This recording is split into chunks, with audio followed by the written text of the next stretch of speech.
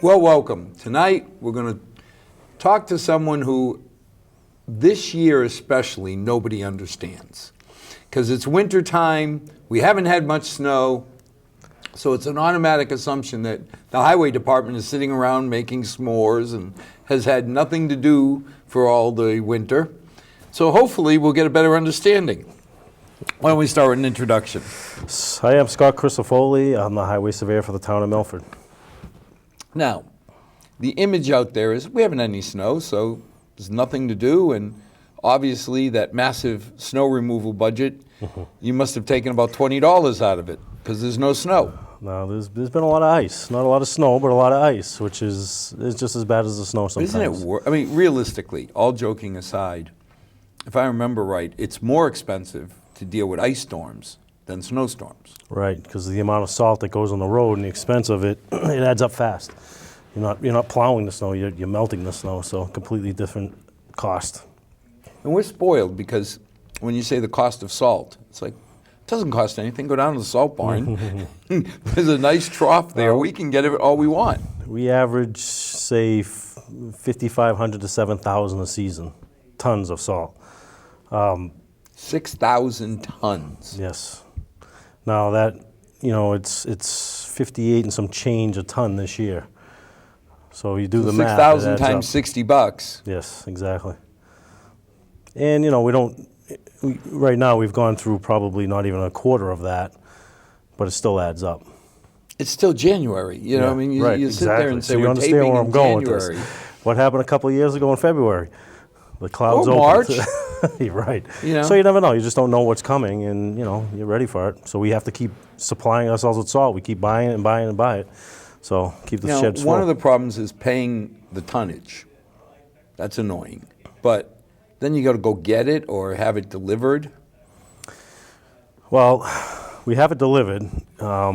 Years ago, it wasn't such an issue to keep the shed full. Now it's a load or two a day. So if we empty half that shed out in a storm, you're talking, a couple of weeks to fill it. And meanwhile, you have another storm, and so before you know it, you're empty. An 18-wheeler or two a day of salt. That's all we can really get, maybe 3 a day. There's so much salt being used and only so many trucks to haul it, so it's very hard to get at the top of the list and get the salt. The salt goes to the state sheds first, it goes to Boston, goes to the biggest cities, then it goes to the town. So we're last on the list, basically. You can't call them and say we're the center of the universe, we should be first? I try. But now, seriously, I mean, when you think of 18-wheelers, that's a lot of salt. You carry about 30 ton, 28, 29 yards, 26 yards. And a storm like we just had, where you had, an inch of yuck, ice, sleet. How much salt do you use? There's actually a formula, believe it or not. Over the years, they've come up with formulas, Mass Pike and Mass DOT, and they've figured out that 300 pounds of salt per lane mile. Now, a lane mile is 1 lane. So it's 1,000 pounds of salt per mile. Yes. When you got 3 lanes. Or for us, no, 2 no, lanes. No, it would be 300 pounds per lane mile. So you say like Main Street's 2 lanes. That's considered 2 lanes. Right. So it's 600 pounds per mile. That's the normal salt spreading. And depending on the storm, sometimes if it's just a little bit of ice, you put just a little down, you can cut that back. But if it's a lot and you're trying to melt a lot, you put a little more. But the average is about 300 pounds. And, I mean, if you go out, let's say the storm starts at midnight, and you lay down your first salt at midnight, when do you normally have to come back and redo the salt? Well, depending on the situation, obviously. But the other night, we were having like a freezing rain, sleet, drizzle thing. It was every hour. It was once an hour on just the main lines. We didn't go into the secondaries with salt unless we absolutely have to. So you're talking about every hour. It's 1 hour to do a whole route, a complete mainline route for each truck. And how many miles in Milford? 120, but that includes the secondaries also. The main lines are split into 6 different trucks. So you have 6 trucks will take care of any hills, main lines, or bad areas. Those are the big guys. Yes. So they can do that in 1 hour. Really? Yes. Now, on a regular full snowstorm with everything running, the trucks have their own small plow routes plus secondary sand routes. Now, if they have to sand their whole entire secondary and mainline routes, each truck, 9 trucks, takes 3 hours to do everything. So it's completely different once you get into the neighborhoods. It's a bigger process. Now, the Crisafulli Army, how many people are in the Army when you have a storm and you say we're going to march out? Yeah. How many people can you put on the street that are permanent employees? Permanent employees is about 24. Do we have Permanent 24 employees. trucks for them to drive? Oh, yeah. Yeah, we have 3 front-end loaders that plow, 9 large trucks, 3 one-ton dump trucks, couple pickup trucks, 3 parks department trucks that now plow for us. And we now have just gained a cemetery truck also that plows for us. That's good. Yeah. So you got 20 people that march forward. Does that do all of Milford? No, that's not even a tenth of it. Well, at the end of the day, when we're fully out plowing, big snowstorm before the snow coming, we got about 100 employees out there, part-time. You got 80 part-timers out there? Between part-time and contractors that are plowing and construction companies, homeowners that have trucks that want to plow. Now, It's a most big of these people, combination. though, are in little pick-me-up trucks, right? Yeah, for the most part. They're the less expensive ones to hire, and they can get a simple storm done. You start getting to the bigger storms, it gets tough for them. But we have large equipment also. We have large loaders that plow for us. We have, if you go to the high school, you'll see equipment parked there. In an emergency, when we need them on the street, those things will be on the street plowing. So wherever we need them, they go. Now, plowing is, my understanding is it's pretty tough on the trucks. Very tough. So if I got a nice pick-me-up truck and I like it, why would I plow? I'm not sure, honestly. I'm just trying to think, you put the plow on, you hit curves, you hit bumps. Some people love it. I've done it a long time, and I don't ever want to do it again. I don't miss it. It's just a lot of hours. It's a lot of wear and tear on the vehicle. I do see guys that work for us, they have brand spanking new pickup trucks, and they're out there plowing. And what are you paying them? A pickup truck gets $68 an hour. On the surface, $68 sounds like a lot. It's not. But when I start dividing, the maintenance on the plow, the maintenance on the transmissions. Gas. Not so bad now, but 3 years ago when it was $4 a gallon, huge problem. But even now at $2.50, it's Yeah. it'll add up. And every year you start off with, a small crew that you don't have enough guys and you need to get more. And it's always tough to find people, but all of a sudden everybody shows up. And then we get all these new guys. Now every you year. invested in a GPS system. Yep. 5 years ago. Yeah, it's been that long. Oh my God. Why? First off, it saved us time. The old way of calling in the subcontractors, because they're the ones that have the GPS, not our full-timers. They would get called in, they would drive to the highway department, basically stand in line waiting to punch in, talk to 10 people on the way, try to get out the door and talk to 10 more people. So it would take them an hour to get on their route. And we're paying them for that. Yeah, as soon as they punch in, they're getting paid. That's saying they go directly to the route. We don't know where they went as soon as they left. For all we know, they go home and go back If to the you're route. up We don't in know. Whitewood, you're going to drive all the way, and in the middle of a snowstorm, it's not the 8-10 minutes, it's 20. Right. Have my coffee, talk to my friends. Drive back, you're paying me an hour before I even Exactly. drop a plow. So the first advantage of the GPS was they carry a unit, and as soon as we call them, we ask them, as soon as you get to route, punch in. So you can punch in from your GPS unit. Programs it right in the computer, tells you what time they punched in, even tells you where they were. So you can click on their name, and it'll actually show you the map where they punched in. So we know they're on their route. And on the GPS map, each route is a colored block. So we can see that they're right in the route. So now if I'm going to plow for you, do you loan me the GPS for the Yes. season? Well, we give you a GPS to use. We loan it to you, but we also keep, I forget how much money exactly, but we keep a certain amount of money in case you lose it and we have to replace it. So, and at the end of the season, when you turn it in, you get the You money get your money back. Yes. But I'm thinking, so now I'm up in Whitewood, you call me in, I get in my little truck and I go beep, I'm on the job, 1 minute. Yep. Now, how does it work? I mean, you always have the people that say, you didn't plow my street. Yep. Can you tell that, well, yeah, he did. The plow guy must be sleeping down at Johnny Jack's. We can go right onto the GPS and basically follow the breadcrumb trail backwards. We can see how many times they've been on your street and exactly what time.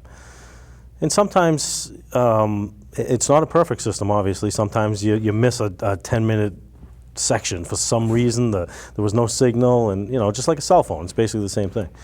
So it's not a perfect system, but 90% of the time it works well. So if you called, I haven't seen a plow on my street, I can actually you look want and to tell you the know, plow was there at this but time. more importantly, yeah, the $60 is annoying to lose, but if you haven't plowed the street, the safety of our residents is now in peril. That, and we do have 3 guys. I'm the 4th if it's a major storm, but we have what we call checkers. 3 guys in trucks that drive around. They have sections of town. They're basically watching the plow guys. If we have a question, we send them out to look at it.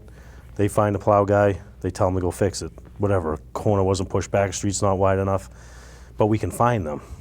All they have to do is call the office, and Janice in the office can say they're on such and such a street right now. Ivy Lane. Yeah, so, and then when they leave the route, it actually has, it's a color thing or it's a noise, but it tells you they left the route. They left that box, that geo box. Really? It's like a geo fence, yes. So I can't just keep moving around in the next person's area. No, and some of the routes you have to leave to come back. We understand that and we get it, but actually it tells us that. We know that. We know when you left because it's almost like punching you out as soon as you leave. It's a similar thing. So it's very, very easy to track them. And at first it was kind of like nobody wanted to do it. We lost a lot of plow guys because of that. And then the other guy said, "This is no big deal. What's the big deal? I'm here to plow." I guess the problem I would have is, it's like, we were joking on another show where I said, if I came to you and said, if you can pass a heroin test, I'll give you $1,000. Right. Right?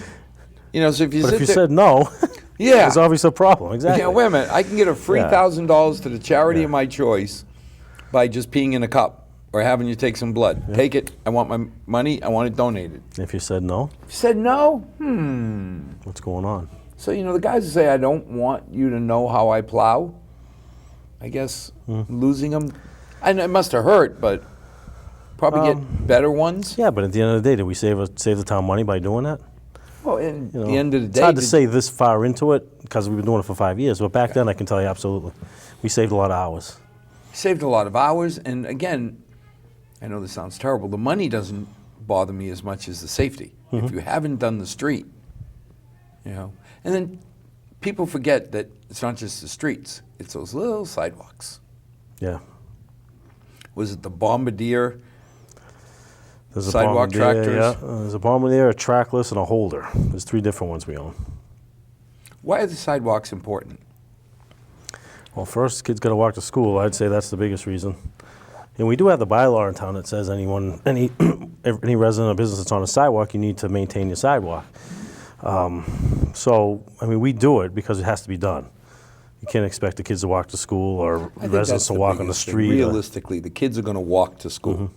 If the sidewalks are full of snow, they're going to be walking in the middle of the street. Right, we plow about 50% of the sidewalks. We don't do them all. Really? Yeah. And most people don't clear their sidewalks. I've never seen anyone get fined. We've never tried to fine anybody. I'm not saying don't do it. You should do it for safety. It's public safety, and it's in front of your house. Well, what people don't realize is the liability. Yeah, there is a liability, absolutely. That if I'm supposed to clear my sidewalk, and somebody walks on the sidewalk in front of my house and falls, all of a sudden you got the Dewey, Fleeson, and Howe law firms paying you a visit. Yeah. You go to Boston or Worcester, you have to shovel your sidewalk. You'll get that a right? $100 fine every day that you don't do it. They give you 24 hours. I didn't know that. Yes. Very strict. Wow. So we do the best we can with the sidewalks. Like I said, we can't do them all anyways because some are too small. There's obstacles in the way. We've had that question a million times. Why don't you plow my sidewalk? You plow this sidewalk. We try to do the most traveled sidewalk. That's the bottom line. And that's anything on Congress Street, by the schools, Main Street, obviously. Both ends of Main Street, up by the hospital. Well, I know our sidewalk has that guy wire from the telephone pole you couldn't drive a tractor because you'd hit the wire. No, and then what happens is if you got to get on a sidewalk, then you got to get off the sidewalk and on the sidewalk and off the sidewalk, and it makes a mess. It's not even worth doing it. It's not. We have that problem on Fountain Street, and a lot of people have called me, and maybe somebody will see the show. The sidewalk coming up is on the left-hand side. It has telephone poles every 100 feet, and the sidewalk is this wide. Right. We can't plow it. We've tried. We flipped tractors over there before, going off the sidewalk, flipped them right over. So we stopped plowing it. We do down to about DiVittorio Drive, and then after that, we can't touch it. Just can't get up there. So we've been trying to figure out how we can fix the situation, because a lot of kids walk up that to school, and they're walking in the street. Talk to highway surveyor, get a new sidewalk. Well, we thought about that. We're going to do a sidewalk on the opposite side of the street. It probably would have been a $200,000 project. There's drainage in a way. There would have been some easements we would have had to take in. It was a huge now process. you're going to annoy. If I'm used to having that extra 8 or 9 feet on my front yard, Right. and now you come through and put a sidewalk there, Right. So we looked at a couple different ways of doing this. We were going to take the sidewalks, or the poles that are in the sidewalks, and move them behind the sidewalk. And put them, it would basically would have been on some of the yards, it would have been right on the property line, some it would have been in the property. So again, we would have had to have property taken in easements. but I mean, God bless you thinking you're going to move. Brian Murray, for how many years, was on a crusade to remove the double poles that were a safety issue? Think about what he had to go through, and that's just a blatant safety thing. Honestly, we could move them. And National Grid came out. They brought their engineers. We went over the whole project. The reason we can't move them is because there is a fiber optic line under that sidewalk. And any poles have to be 3 feet away. So you would be in people's front yards with the poles now. I don't want to really do that. So the third option was to take the telephone poles out and move them across the street. That's where we're at now. So there's a possibility we may do that. I haven't decided. I haven't notified the residents of that, but all the stakes are there. We may do that. Isn't that National Grid, Comcast, Verizon? Yeah, they'll do it, but we're going to decide to do it. And they will do it. If we ask them to, they will do Really? it. Absolutely, yes. I kept seeing how much effort went into trying to get the double poles out. Yeah, And well, the double pole is more of a, National Grid takes care of their part of it. Right. Verizon does not. That's where the holdup is. Verizon is a little slow coming out to do the transfer to the new poles. That's the holdup. And that's 99% of the time. Now, when we talk about salting, everybody thinks of sodium chloride. Is that just plain old rock salt that you use, or? Pretty much. We use a liquid ice melt that it has the trucks all have an onboard sprayer. They have 100 to 200 gallon tanks on them. As material comes out of the back of the truck, it gets sprayed with a liquid that helps melt. It's a combination of like 30% calcium, some unknown substance that's all natural that we don't know what it is. It's sticky, and there's something else in there too. I don't remember the third one, but that gives it a little more melting power per se. You know, it's inexpensive to use. It's less than $1 a gallon. We have experimented with different liquids, straight calcium, but it's so. I thought that ate. It eats everything. Corrosive. I thought it ate everything. It eats the trucks. It eats the catch basins. It eats anything metal. We tried. What was the other one we did? We tried one that attacked aluminum, so that had to go right away because there's aluminum parts on the trucks that were just disappearing. Like in a couple of weeks, gone. You know, Wow. Stairways, walkways with aluminum handrails and stuff like that. They would just deteriorate, and so we got away from that. Ideally, what you'll see on like Mass Pike and some of the state highways now is they use what they call brine. It's basically salt and water. They melt the salt into the water and you spray liquid. It's good for pre-treating roads, which we're not set up to do that, but if you go down Mass Pike before a snowstorm, you'll see them spraying something on the road. It's called brine. Salt water. They may hit it with a little bit of calcium also to make it stronger, but it stays on the road. As soon as you spray it, it dries, it stays there. So what happens is you're gonna have a snowstorm at 4 a.m. starting. You'll save yourself an hour and a half before you have to touch that road. It'll melt. You don't get forever, but an hour and a half will save you a lot of time. My biggest worry would be the trucks in front of me are kicking it up. Now you're coating my car with the calcium. Oh, absolutely. And I talk about So eating my car. we tried to pre-treat. This is a story that goes back about 5 years ago. We tried to pre-treat. We made this little tank system just to try it, and we tried it on some sidewalks with a sidewalk tractor. We sprayed this stuff, and the stuff we use is brown. It's this color. You know, it looks like oil. Ew. So we sprayed it. We got a million phone calls. I was going to say, You guys are spraying oil all over town. Why are you doing it? I'm like, it's oh like when my Upton God, used not to doing do that again. oil and gravel, Yeah, and you couldn't go on the road, you couldn't go on that street for Right. at least weeks. that's old. Yeah, I don't do that no Or more. all of a sudden your car just had this layer. Mm-hmm. Well, we got big projects coming in Milford. Couple. You want to talk about Fisk Mill Bridge? Yeah, we're working on the final design of that right now, and it should be started hopefully beginning of summer and finished by the end. So you're going to put the ramp on that Mark wanted so the cars jump over? It's a pretty simple project. The abutments are good, the wing walls are good, the deck is failing. It's right there, and Well, wasn't that the worry that once you started taking it up, that all of a sudden you'd find the abutments and everything else? yeah, had to be no, I replaced? think we've checked it pretty intensely. I don't think we're going to find anything major. We may find a little extra work that needs to be done, but I don't think it's anything crazy.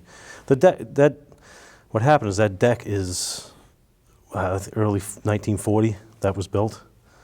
Since then, they have changed the abutments and the wing walls. That's all been changed, and then they put the old deck back on it.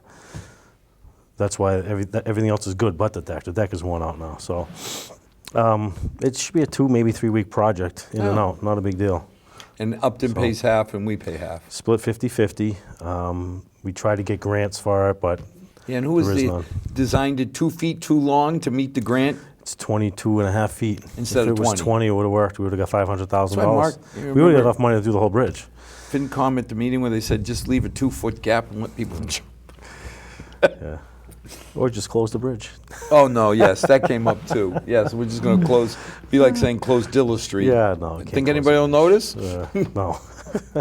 So I'm not a Fisk fan of Mill closing should bridges. happen this summer? you Yes, absolutely. Yep. Should be complete by the end of summer. think? And Louisa Lake Dam always comes up? Yeah, it's got some stuff that needs to be done to it. We raised money a year ago at town meeting for some brush control, some work on the dam itself. Nothing major. It's not ready to that break. went- It's just maintenance. stuff That needs went to be from a done. pretty hefty price down, Yeah, yeah. because it's nowhere near the 600 or whatever that, Well, a lot of the work we can do ourselves. We don't need to hire contractors. A lot of the brush work, tree removal, stuff like that, we've been poking away at it. And we brought a special mower now so we can actually mow the areas that need to be cut. There's dikes and dams. The dikes can have no brush growing on them. It has to be cut. And I don't think they've been cut since they built it. So, don't know. It was never maintained. no. Why can't they have vegetation growing on them? I think because they think it weakens the structure. Oh, really? Yeah. Yep. But dams don't get weak? Well, I guess dams cement or? Yeah, if there's cement, the dikes are made out of just earth. They're They're rocks, dirt. and then dirt and loam and seeded, and there's grass growing on them. But all the dikes in the back of the pond were all like trees, big trees. So basically, we have to go in and pull all the trees down. We already did. We cut everything down. We got to pull the stumps, re-soil the whole thing, plant grass, and maintain it. It has to be kept clean, basically. Well, it's Nothing got to be a growing. project to pull some of those big stumps out Yeah, of there. yeah, but But you got big it's toys. 30 years of growing. It's never been touched, unfortunately, and it was never inspected till 5 years ago. That's the thing too. We never had regular inspections. They started 5 or 6 years ago. They started. So why did you let them in the town? You should have said, shoot. Yeah, you can tell them that. No. So it's not a huge disaster down there. It's more of a maintenance thing, and we'll get on top of it eventually. We'll get there and be ready. It's just been poking away. An old bridge trying to come back to life. Mellon Street. So you heard. Yeah. Well, I remember we used to play soccer down there, and then it needed work, and somebody said, oh, never mind, just close it. The bridge has been closed about 20 years. I can remember driving over that with a tractor trailer 20 years ago when I worked for Kimball Sand. I can't believe we drove over that, because now I see it now. I'm like, wow, it's this thick concrete, and the walls are just rocks stacked up and it's sitting on rocks. Really? Yeah, it's very, very dangerous. So it's very small too. Fortunately, it fits in the small bridge program, so we could probably collect a $500,000 grant if all goes right to replace it. I think the replacement cost is going to be more like $1.5 million, $2 million, because it's going to have to be size-wise, wider, longer. But now, is that a Milford bridge? Is it like Fisk Mill where we own one side and Hopedale owns the other? Or Yeah, exactly what it is. so half we own and half. half. Right, so we've been talking to Hopedale about it, and we're getting somewhere with it. They're interested in maybe, going forward. I don't, $2 million to us is a lot of money. I can imagine what it would be to Hopedale. It's definitely an expensive I think the project. biggest thing is like with Upton, where we said, fine, we'll come up with the money, but only half. Mm-hmm. You put your half up, and we'll immediately match it with our Right, half. $2 million. You put $500,000 grant down on it. You just It's you're splitting- $750,000 a piece. Not so bad. Not for us. I No. mean, it still hurts. Right. But they've got a much, what feels like $750,000 to us probably feels like $2 million or $3 million to Yeah, them. right. No, we understand that, and I think that's why it hasn't been done to this point. I just don't think there was any real, need for it, maybe in their eyes. There is a new subdivision right on the other side of the bridge now. I was going to say, how did it come to life? It's I'm been not dead sure, to for be honest 20 with you. years, right? I'm not sure. Who I was kicked the invited to a sleeping meeting dog? about 2 weeks ago. That's all I know. Well, I'm not sure who actually brought it up. I don't know if it was Hopedale or us, but there is a Hopedale is trying to get the light at, I don't remember the street, right at Cumberland Farms and 140. I mean, Yes. Route 16 rather. Where we turn off to Right. go. They want to widen that intersection. It's a big backup there. It's like going to 140 and 16 now. It's just well, a huge if backup. you want to go to any of the Bellingham, when you go down to Home Depot, Mm-hmm. you go down to any of that, Banfield or Right. all the stores there. You figure we're doing Route 16 from Water Street to the Hopedale Town Line. So all our lights are going to be working in unison throughout the town, so it'll alleviate some of the traffic a little more, plus the widening the intersection, having turn lanes, it's going to help a lot. So why not just go the extra mile? It's about what it is, a mile, down to that next intersection and widen their intersection. So we're trying to work with them on that, and I think that's somehow the Milford Street Bridge got thrown in here, but Now, wait a minute. We're going Main Street from Water Street to the hospital. yes. That's a project that we have just about ready to go. But now you're talking about what intersection? So now you going into Hopedale, go down Like the hill. by Stones. Yes, right there. Okay. So, that light would actually help us. So How so? Just with the traffic, because you get a traffic back up there, then you get all these cars that get Hopedale let go has at the traffic? sand time. Oh, that light does. And if going you to go Mendon. further, you go to Mendon, it's the same going to thing. Mendon Yeah. and Oh, all yeah. the cars and okay, now that makes more sense. So they've been trying to get that intersection done for years, so we're kind of trying to help them. Well, it makes sense because if you come in Draper on your right and you want to turn up to go to the car dealers and all, Yeah. there you are. Mm-hmm. I mean, I don't know that the drive-in pulls in a ton of people, but I don't know, it's pretty packed. yeah. You'd be surprised. Well, you know what I'm saying. During rush hour, morning and afternoon, it's definitely back up there. So when do we start on the Main Street project? We're slated for 2019. Holy We're going to be moly, going to that's town close. meeting to raise the final portion of the design. So like 125,000. I always love that because you get 50 grand to do the first 75%. And then you realize, no, that's 75% of the drawings. Not the last 25% could be 80% of Well, the this work. is how it worked. If you remember, we did the first 25% was 125,000. Now I took the total cost was around 300,000, and I said, well, then 25% is only 25% of 300,000. That's what I thought. What was I thinking? It wasn't. No, It was it's just- 125,000. Right. So then the next 25% to 70, the next 50% was only like 60 grand. Yeah, because it's like if there's 100 documents needed, Mm-hmm. the first 25% is 25 documents. Yeah. And again, the last 25% is now 125,000 again.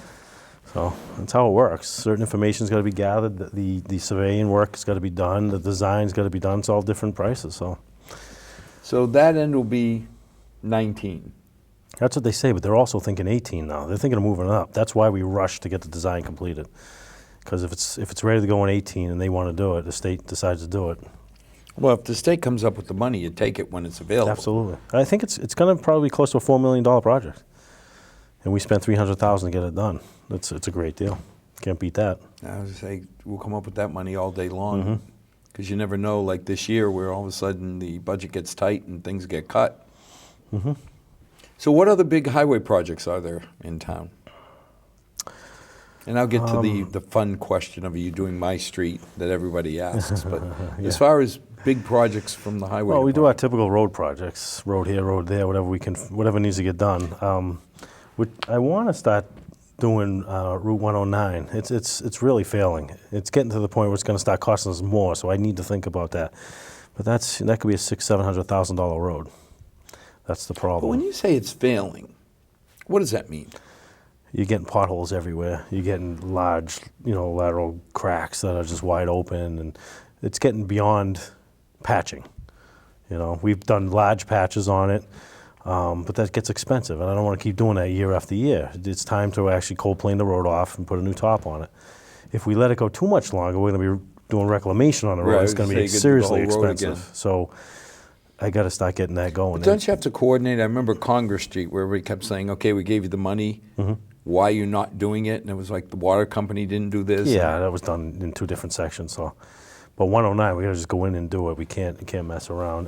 But that, like I said, but is the there whole other road budget is only $1.3 million. I mean, you take $750,000 out of that. There you go. That's and huge. You're doing nothing big besides that. No.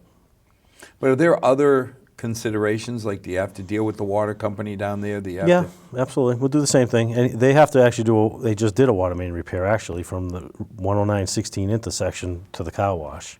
They keep blowing lines there. The water main goes every year. So that part of the road was a mess. They did that, though. That's done. And I'm sure they're going to want to do services and whatever else they got to do out there. I would think if you're ripping up the road, that's the perfect time for them to go in, because they don't have to pay for the road. You're already doing it. Right. I try to coordinate that with them. It's not easy when you're dealing with a private company in the town. It's hard to coordinate stuff. No, it won't be that way for long. Well, that's what I hear. Obviously they're a company. They don't just get money to do stuff like we do. We get grants and funding from Chapter 90 to do all our work. So there's always that coordination. And I'll give you a perfect example: Exchange Street. I've wanted to do Exchange Street forever. It's a mess, but a water main has to go in. So it's up to the water company to get that done. I know. Exchange Street is so short. Yeah, but they have to do a water main there, and it's a big project for them. So when they finally tell me they're going to do it, that will be on my road list. I'd like to get it done soon, but I'm not going to touch it until realistically, the sin is when you see brand new road and then a year or two later, a big patch running up the middle. That happens. That just... Is it not possible to say, I had a new road, I want a whole new road put in? Yeah, we've done that in certain situations. If they're going to dig a 100-foot trench, yeah. If they have to do a repair that broke after the fact, it is what it is. I mean, we just make them patch it correctly and hope for the best. And if it does fail, they're still liable for it, and they'll come back and fix it. The gas company's very good on that. I can't complain about the gas company. Water company's very good too. They are doing repair work now. I don't know if you noticed, the gas company's all over town the last couple of weeks. I wish they'd come up by everywhere. Me. I wish they'd come up by us. And I don't like gas. I hate when they dig in the wintertime. It drives me crazy because of the frost and the trench is never right. But they're good enough that they stick with their schedule. We make them come back in the spring. We check all the trenches. They redo them if they have to do them. They have no problem. So the gas and water have been very good, definitely. So now, the question that everybody always asks: what streets you doing next year? Are you doing my street? Well, we've been out the last couple of weeks actually deciding what we're going to do. Depending on 109, because I do want to do that. I really think that needs to be done. It's time to do it. So that's going to determine what other roads I do. That gives you half of your budget. Sometimes I don't like to throw roads out there because people hold me to it, So I got to be careful.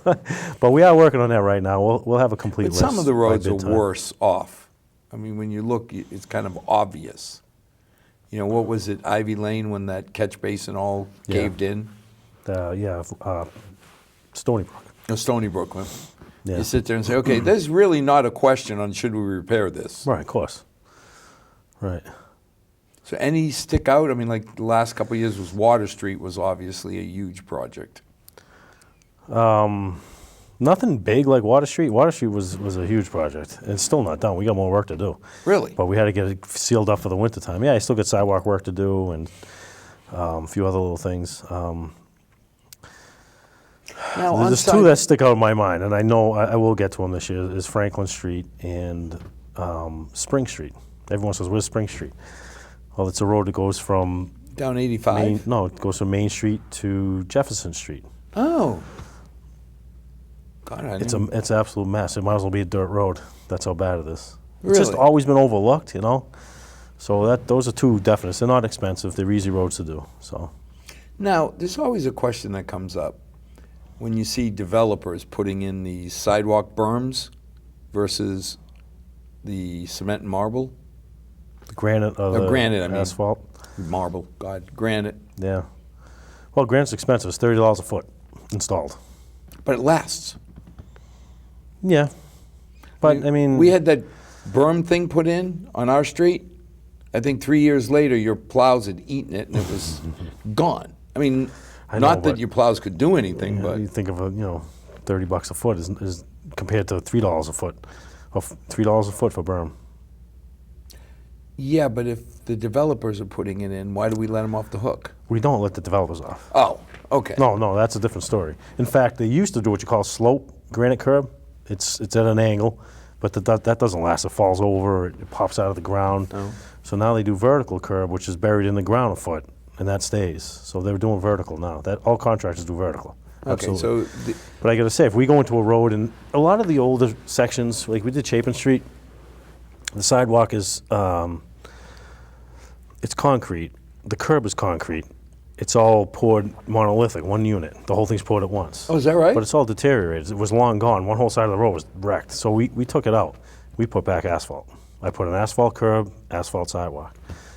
Because of the price. You know, no, but Scott, and if it fails, you'll go back and fix it. it's $3 a foot. So I'd fix it 10 times. You know what I'm saying? Seriously. No, but So- it's just when I see some of these developers, once they walk out, the company name instead of ABC developer is now CBA, and Right. ABC is gone. So it makes me feel better to know that you're not letting developers off the hook. No, we don't. And we get bonds and everything from them, and we've stepped that up a little bit. Years ago, we really didn't get high enough bonds. You know, we just took it easy on them, but now we don't. Because we have had issues. We have developers not finish projects. Yeah. And I've had to go in and finish them at the highway department's cost. We'd have to pay the price. Well, what annoyed me is you hear, well, it's cheaper to walk away from the bond than Yeah. to finish the job. Yep. It happens. I'd like to see the bond be twice as much, so there's an incentive for you That's to what I finish always it say. properly. I always say that. And we get caught too. We get caught up in that because typically our bonds for just a small trench road is $1,000. We can fix it for $1,000. So if they walk away from it, we take the $1,000, we fix it. We just had an incident in town where a driveway approach was opened up for a new driveway for a resident, and the company left and never finished it. We had a bond. It was a $1,000 bond. Because of the width of it and everything else we had to do, it cost us almost $2,000 to fix it. So we're in the hole. So Yeah, but at least so you got it half happens. of it. It does. We got some of it back, but I'd like to get all of it back, obviously, and we'll go for the rest of it. We're gonna, we'll definitely try to get it from that contractor, but we'll See, see. to me, if I was on the planning board or whoever approves them, and you stuck me with a $1,000 bill, I mean, eventually you're going to come back and ask for a new permit for something. Oh, they won't get one ever again. Ah, Oh, never.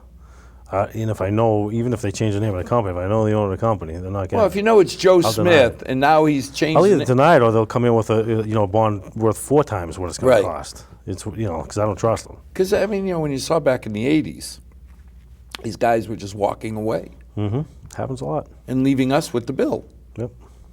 Doesn't happen. Well, it doesn't.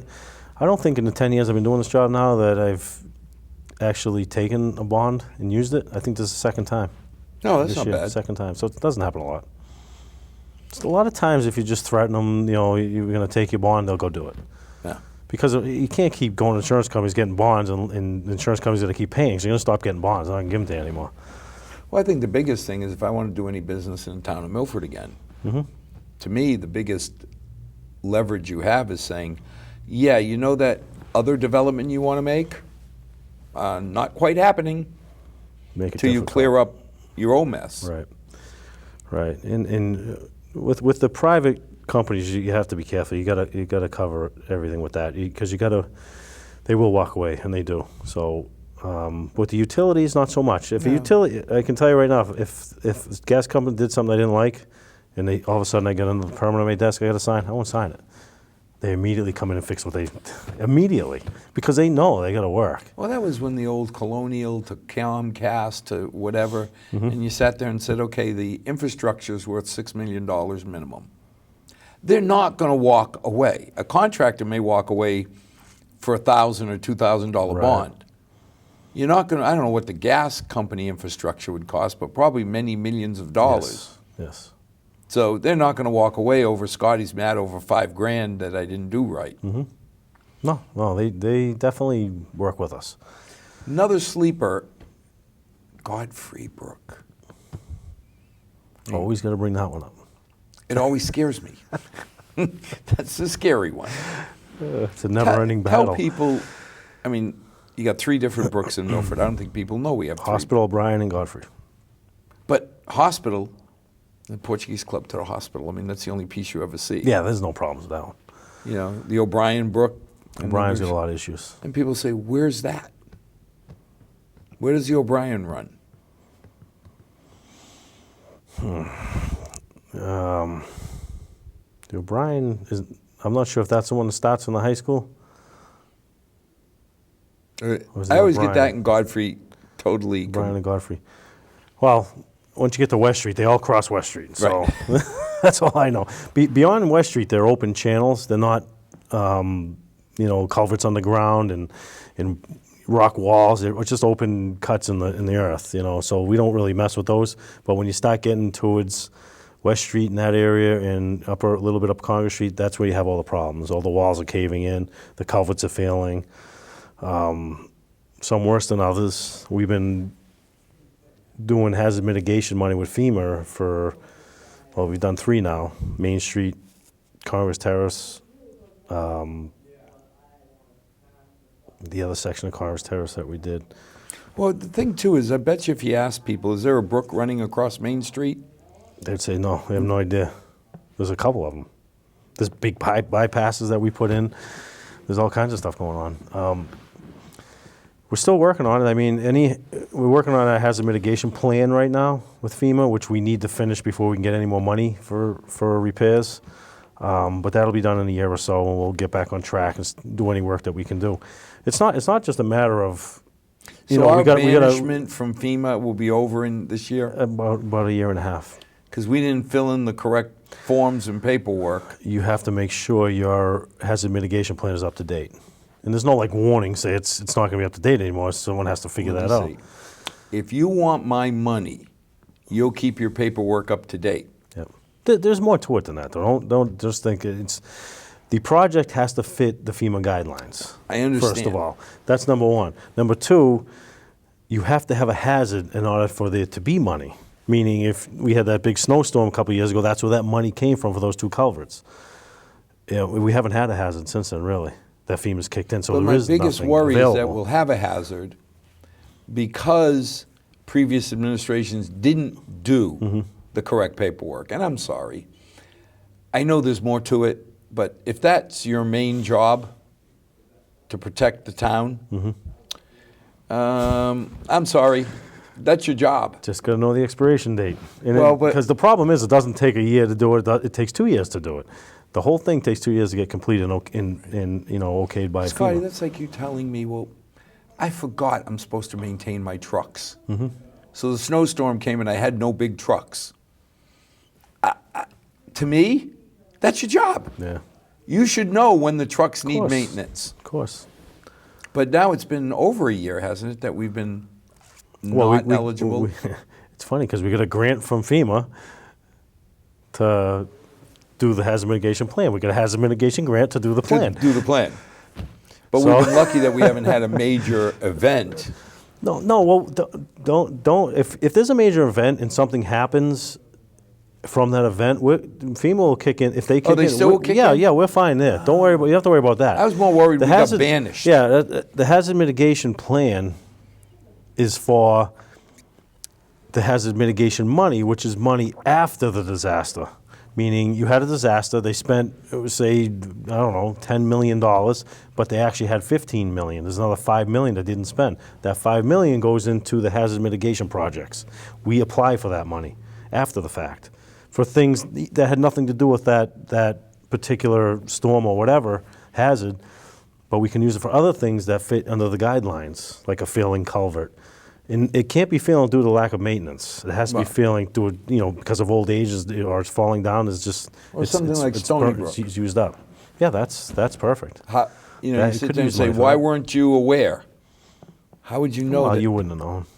You'd have to check manholes every day to make sure that's what I not was gonna say. something. I mean- It's just, that was a block manhole. It takes one block to just move. That's it. And it's over. So what happened is water was coming in a pipe up here. The outgoing pipe's down here, the invert. So this is coming in, the water's hitting this wall because it rained so hard that night. And it pushed the block out. pushed it right, Pushed one just block out. dug it out. And then the next one goes, the next one goes, and it's coming out. It's just it's a complete domino Well, it's a effect. drill. At that Yeah, point, it's a you've domino got, effect. One thing you leads to know, another. an aquatic type environment. I will but say that this though, is we being watch drilled. all those manholes on that hill because they're all in the same situation. So we watch. If we see movement, if the bottom's starting to wear out, we fill them with concrete. We try to point the walls. We keep track of it. Ideally, I like to take them all out and put precast solid manholes in, but that would be a huge expense.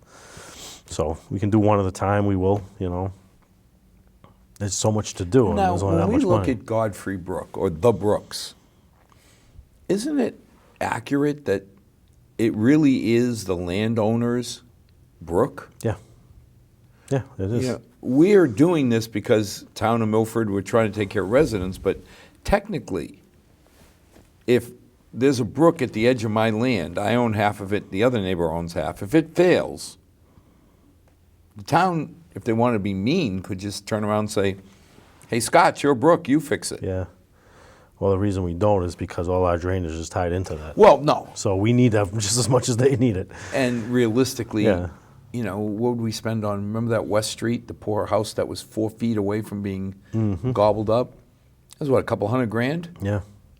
It's kind of hard to go to somebody, that has a single-family home and say, yeah, but you need to spend $200,000. I mean, most people wouldn't be able to. No. No, we did the Church Street culvert. That was a big issue.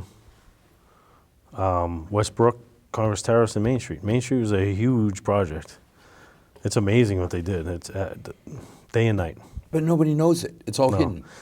I have pictures of everything if you want to see Well, it. no, but realistically, We had a culvert before that had posts, granite posts in the middle of it, that were sitting on granite blocks, and the blocks were sitting on a little pin of dirt like that, balancing on it. That's what was there. I mean, that thing could have caved in any time. One of those things fell, that would have been it. And the walls were all, stone walls, and you get to the bottom of the wall, and there's nothing under it. It's just sitting there, it's just sitting above the ground. and if that collapsed, Main that would Street, have taken Main Street with it. Yeah, well, it would have been closed for a long time. So we caught that in time.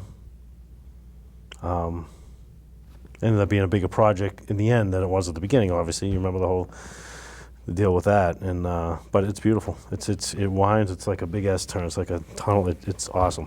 Coolest thing. Now, we just came off of, a few months ago, the leaf sucking program. Mm-hmm. How'd it go this year? It went really smooth this year.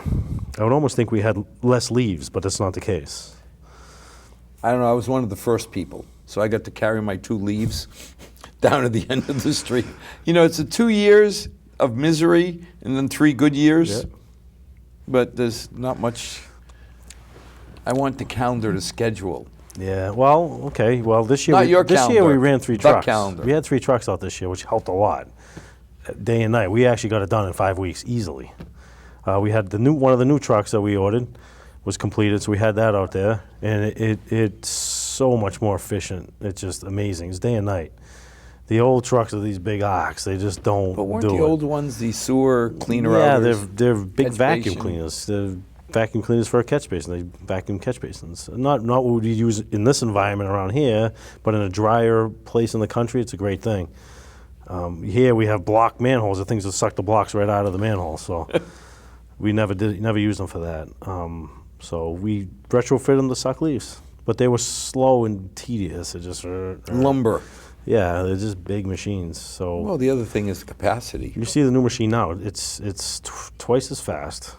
The same pile it can do in less than half the time, and it's one pass. Whereas if you see the old trucks, you ever saw them work, they go forward, they back up, they go forward, they go back and forth in front of your house for 15 minutes. The new truck just flies right through it. One-man operator now. The old trucks are two-man operators, driver and an operator. There's always going to be a guy on the ground raking. And that's usually a part-time employee that just We works almost that have season. to if you sit there and say somebody leaves sticks or whatever. Yeah, you got to watch for sticks, rocks, cinder blocks. Everything's in there. TVs. We've sucked TVs up before. TVs.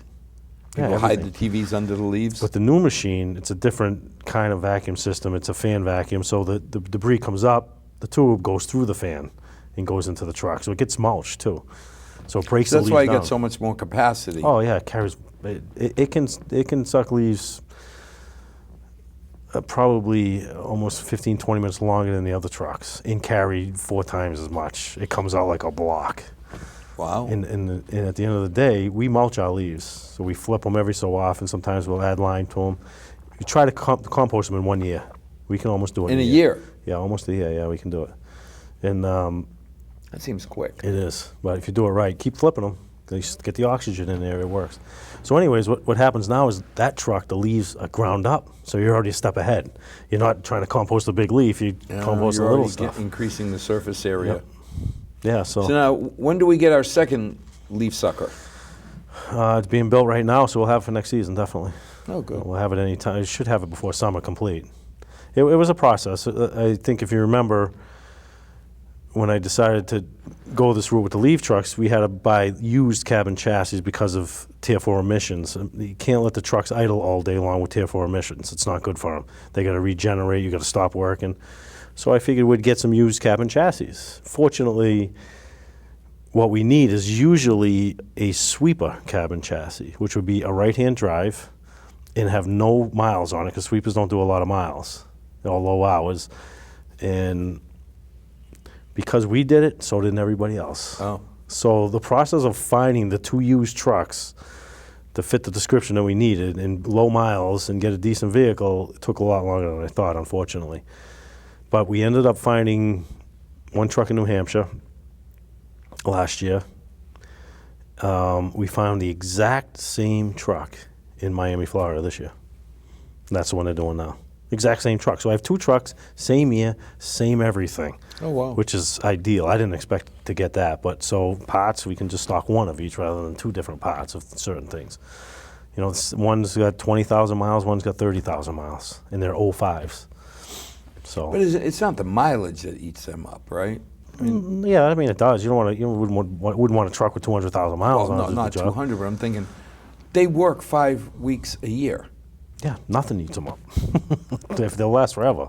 I was going to say, I mean, if you don't get salt eating them up. If you saw the trucks that we originally bought 14 years ago, 13 years ago, they still look brand new. They have, I want to say 20,000 miles on them. They're 14 years old. So it wasn't that they were wearing out. No, they're just. There's a productivity. Well, the vacuums were. They're just not efficient. They're using 3 guys in each truck. They're not carrying the amount of leaves they should be. It's just everything about them. It was time to make it. We were into 7 weeks now. A 5-week program was turned into 7 weeks. And it snow's coming. I always get panicky in December. We're still picking up leaves. You could have a blizzard. We're in trouble. With all those leaves on the road, it'd be a mess. Now, what happens with all those leaves? They get left on. I push them down the end of my driveway, the snow comes. Okay, probably not going to go out there and push them. Yeah, they're going to be in the yard for the rest of the winter. And they get decay and get all mucky. And Yeah, it'd be a mess. now comes spring. I don't know. We've never had it happen. We did 1 year. It was up in Ivy Lane. That's all we had left was that whole section of Ivy Lane, the hills. And we had like 12 inches of snow. And everything was in the street. Of course, we pushed everything in the yards.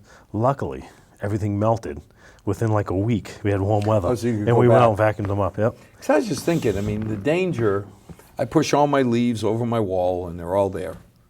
If you don't pick them up, because the snow hits it, not your fault, but comes spring. It's going to be a mess. I don't ever want to have to take those machines out in the spring. No way. We have way too much work to do in this. Well, yeah, but I'm just thinking all those leaves going in, they fall in the catch basins. And Yeah, no, it's a they'll disaster. fill those up real So fast. now you'll understand why you carry your 2 little leaves out, because I have to start. It's 5 weeks. I can't go into the second, third week of December. We're taking a huge chance. Yeah, well, no. I mean, we've picked them up in the snow, 2 or 3 inches of snow. We're still vacuuming leaves. We've done it. No, I understand. You're looking at the tree saying, seriously? Come So, on down? You got to understand, I have a 5-week window, so I can start earlier. If I start later, I'm pushing myself further into the winter. And if we have good weather, like this year we had good weather, but we didn't have to keep going. Everything was done. We went around the town twice. Everything was did? done. Yep. See, that's the part that you always wonder. Okay, we all know we have to be fair and rotate. But if I'm on, I think this year I was week 2. Next year I'll be week 1, so I'll be carrying 1 little leaf down. You'll be week 3. Oh, week 3, it goes, oh, that's better. I like that. You move up. So, I didn't know if you had an opportunity, if you can, to go back and hit those people in week 1 or 2. We do. I don't like to. You can't I don't promise want it. to tell you I'm gonna. 'Cause- yeah, Right. right. And I don't want you to leave your leaves out there all winter either. So, I know about as much as everybody else does about the weather. Trust me. I mean, I can guess like anybody else, but I don't know. I don't know what next week is going to bring for snow. I have no idea. But, realistically, I remember when we first put on that leaf program, and then it was we're going to do away with it, and then you sit there and say, it's got to be one of the most popular programs. I think it's great. I'll never get rid of it. I wouldn't. I think, because even, I'm a resident, I'm a homeowner, and I push my leaves out in the street just like everybody else does. I think it's the greatest thing in the world. It saves me a ton of work. Yeah, and it keeps people from, let's face it, you're going to get the people who aren't going to pay to have somebody take their leaves down to the transfer station or whatever. So a lot of those leaves are going to get pushed in the street into the catch basin. One way or another.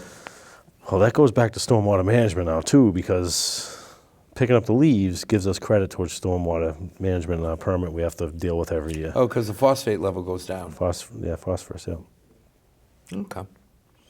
Anything else come to mind down at the highway barn? Unless you want to talk about stormwater. I think we'll save that for the next one. Because that's crazy. we just had a meeting, me and the town engineer with the selectmen on Monday, and we started breaking the news to them what's coming and what we need to start looking at capital planning wise. You have the list yourself, so it's That's coming. a scary movie. That's truly a scary movie. At the end of the day, we're going to have a utility. That's the bottom line. We're not going to be able to do it any other way. We'll get there. But yes, it's a process. Well, thank you for coming, and thank you for Thanks for taking having care me. of us. Absolutely. And as always, to our 6 loyal viewers, may God bless. May tomorrow be a better night than tonight. If you do have questions about the highway, or if you have comments like my street didn't get plowed, call the highway barn. The good news is with the technology we've invested over the last few years, we have the data, and they got 3 people running around all of Milford, 100-odd miles. It's a lot more of us than them. If you see something that could be improved, give Scotty a call. Absolutely. Good night, all.